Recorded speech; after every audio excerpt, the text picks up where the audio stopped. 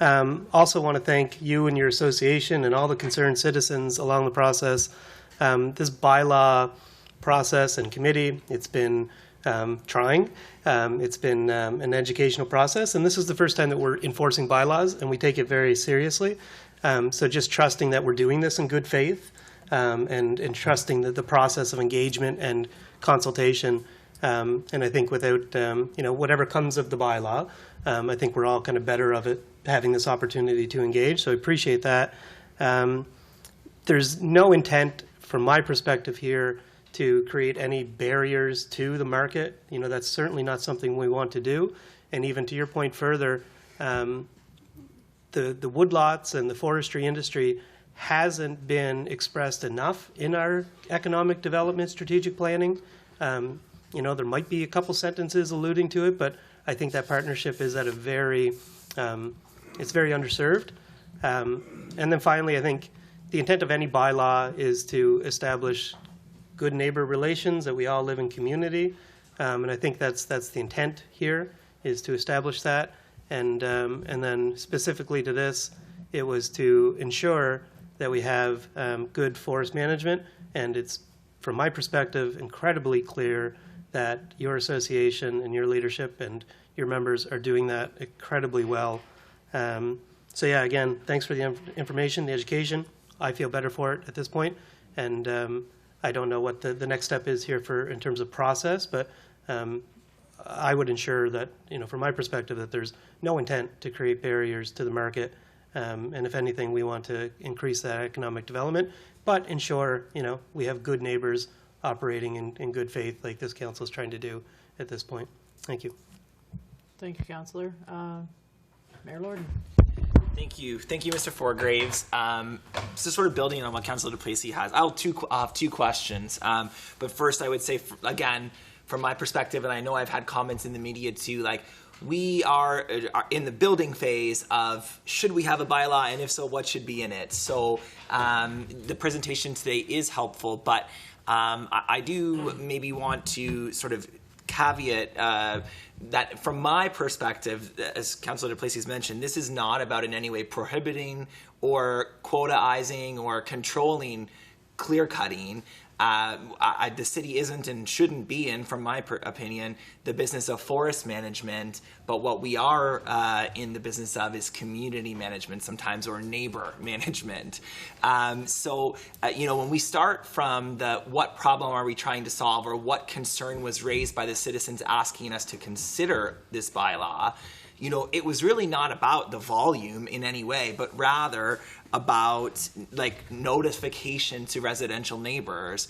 And also my understanding was that one particular, clear cut that happened that we're all familiar with, that sort of prompted the citizens to come forward to council, that they were harvesting day and night through holidays, all hours of the day. So from my perspective, the areas where the city may have a role to play, if at all, that's, I'm still forming my opinion, is in regulating sort of the when and how do you notify your residential neighbors, right? And you did mention in the letter you submitted to us that a work permit is already required through the province to do clear cutting. So if this is already covered, then I think to me that might lean towards unnecessary for us to have another layer of that if it's already covered. But in those provincial permitting or regulations, to your knowledge, is there regulation around the hours of the day when you can be clear cutting? And is there any regulation around notifying residential neighbors? Okay, good. I'll start with your last part of the question, and then I'll move into the other parts.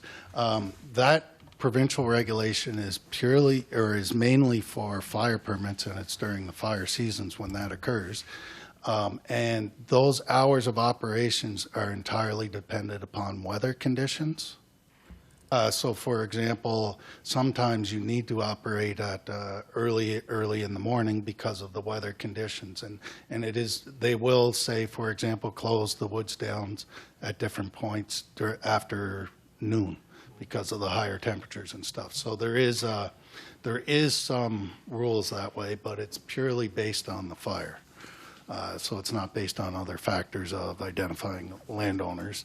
That the point of that is to identify the department, so should there be a fire erupt, they know exactly where to go and when to start, and that's their prudency behind that whole thing. And if you need that kind of a permit, you go there, they will give you the advice that you need in how to work it accordingly.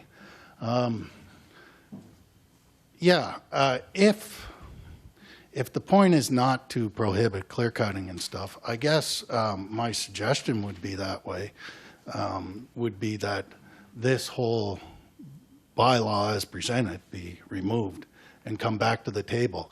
I'm all about the idea that we can do things that make sense from an operational perspective, and we should have good neighbors, and not always stuff like that occurs. It slips through the cracks.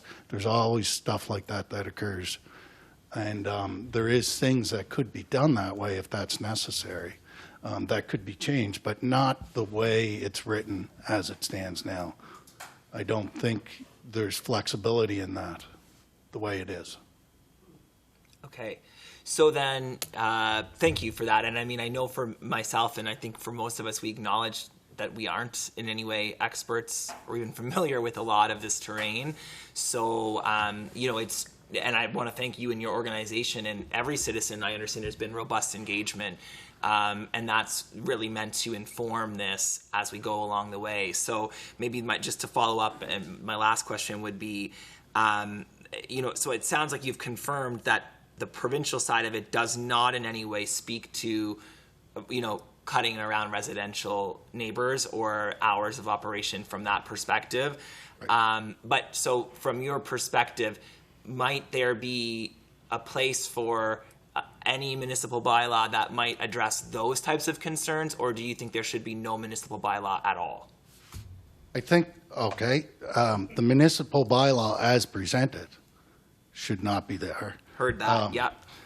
And I think that's clear, but the idea of working parameters and good neighbor approach, there is some merit to some of that, and I'll just give you an example if I can find it here.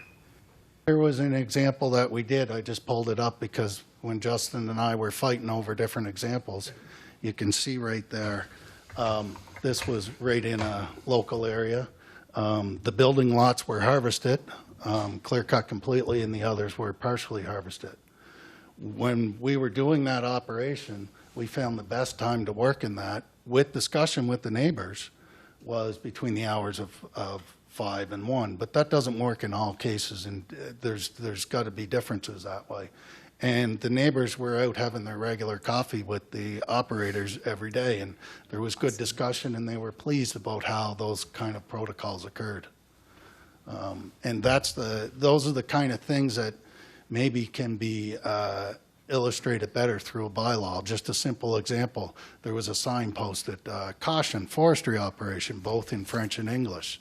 So that was heavily used. The reason why those hours were done at that point, the community was walking through there regularly in the afternoon. So we decided to stop the operation at that point, just at risk of safety. Perfect. Thank you, Mr. Forgrave. That's incredibly helpful to me. And I guess, again, speaking as one member, if there is going to be a bylaw moving forward, from my perspective, it would only be a good neighborly type of approach. And I have no interest in getting into the business of trying to manage your business and tell you what you can and can't do. So thank you. Thank you, Madam Chair. Thank you for that. And Councillor Harris. Yeah, thank you, Councillor Ross Robinson. Kevin, thanks for your presentation. And obviously, the bylaw is a draft bylaw that came from our bylaw committee, and that's why we presented it to the public to get feedback. Obviously, back. We know our bylaw wasn't right; it wasn't written from A to Z correctly, but we have to start somewhere. And if you mentioned being leaders, well, as a municipality, we're trying to be a leader on this with a forestry bylaw. We don't want it. We did mention about the Woodlot Association. We have had discussions about that. That's not the group that we're concerned with. That group there takes care of their own woodlots. We know that. We know that if they have acres and acres of 60-year-old balsam fir, they're going to cut it, or they're going to select cut it if they have pine in there. We understand that point, and that's your guys' expertise, not ours. Ours is, as the mayor said, and Councillor DePlacy, is around residential areas. What makes good what makes good neighbors, what makes for good communities, and that's where we want to lead into. So, and I've heard over the last 2 or 3 weeks, some feedback, and in no way or form that does the bylaw committee want to impede your guys' operations or what you guys do. We appreciate what you do for the forestry, and so going forward, we want to be that way.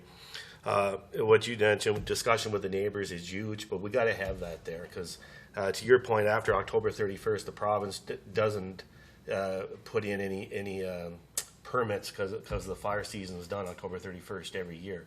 So what, if we do have something going on in the city, maybe we should know, and that neighborhood should know before it starts, and that's kind of where we're at in that, Kevin. So I appreciate your time today, and I know the time is ticking, but no doubt we'll be talking to you again before the bylaw has a final draft. And like was said from the other two colleagues, like, we're starting this process, and it's all about public engagement. That's what this council has came out last May when we got elected, and we're going to move that way to make sure we get it right.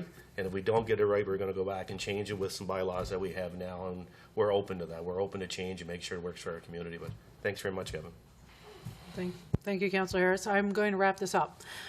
So thank you very much for your presentation, and we will have the clear-cutting bylaw back on the agenda next month, and we'll keep the clerk's email line open until May 18th, so that's the Wednesday prior to the next standing committee, and we will have another discussion next month on this topic and figure out where we're going to go from there. So, Madam, point of information, Madam Chair. So we will be having another meeting on this before finalization of anything, so we all have a chance to speak to it? Correct. So the standing committees are an hour in length. We have 4 minutes left, and we still have one more item on the agenda. We all work, so we have to get our meeting done by